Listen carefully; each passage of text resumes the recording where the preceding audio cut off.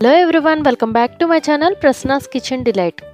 మరొక healthy recipe పాలకూర కారపూస. ఇది పిల్లలు చాలా ఇష్టంగా తింటారు. కారపూస రొటీన్గా కాకుండా కలర్ఫుల్గా ఉంటుంది కాబట్టి పిల్లలకి చాలా బాగా నచ్చుతుంది.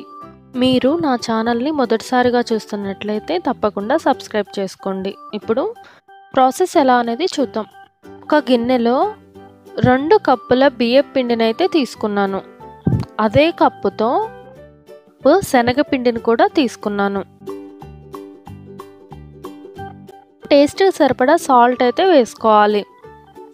ఇక్కడ వాము కూడా యాడ్ చేశాను. 1 టేబుల్ స్పూన్ వెన్న పూసను కూడా యాడ్ చేసి ఇలా ఒకసారి అయితే మనం కలుపుకోవాలి. తర్వాత పాలకూరని కట్ చేసి ఇలా మిక్సీ జార్లో అయితే వేసుకోవాలి. ఇలా 4 పచ్చిమిర్చి కారానికి సరిపడా వేసుకొని చిన్న అల్లం ముక్క కూడా వేసుకొని మిక్సీ పట్టుకోవాలి. ఇలా మెత్తని పేస్ట్లా అయిన తర్వాత ఇప్పుడు ముందుగా ప్రిపేర్ చేసుకున్న పిండిలో అయితే మనం ఈ పేస్ట్ని వేసి ఈ విధంగా కలుపుకోవాలి. కొంచెం కొంచెం వాటర్ పోసుకుంటూ కలుపుకోవాలి.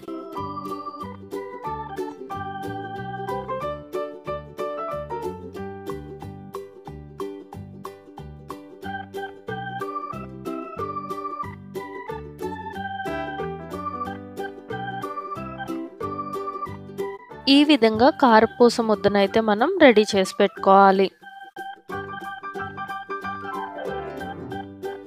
ఇలా డిఫరెంట్ ప్లేట్స్ అయితే ఉంటాయి, కానీ నేను ఇక్కడ చిన్న రంధ్రాలున్న ప్లేట్ అయితే తీసుకొని ఆ కారపూస గిద్దల్లో అయితే పిండిని ఫిల్ చేసి పెట్టుకున్నాను.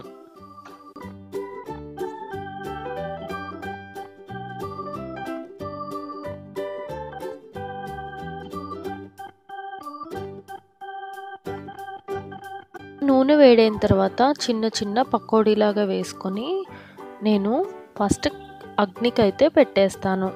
పిండి వంటలు చేసినప్పుడల్లా నేను ఈ విధంగా అయితే చేస్తాను.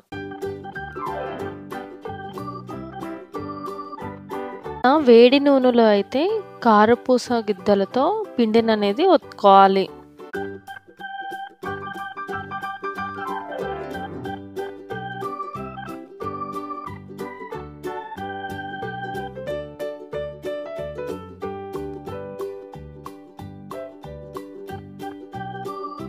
అటు ఇటు 2 వైపులా మనం ఫ్రై చేసుకోవాలి.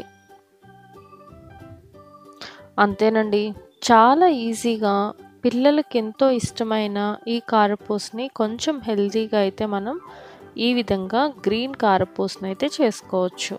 మీరు ట్రై చేసి ఎలా ఉందో కామెంట్ సెక్షన్లో కామెంట్ చేయండి. Thank you for watching. Please do like, share and subscribe to my channel.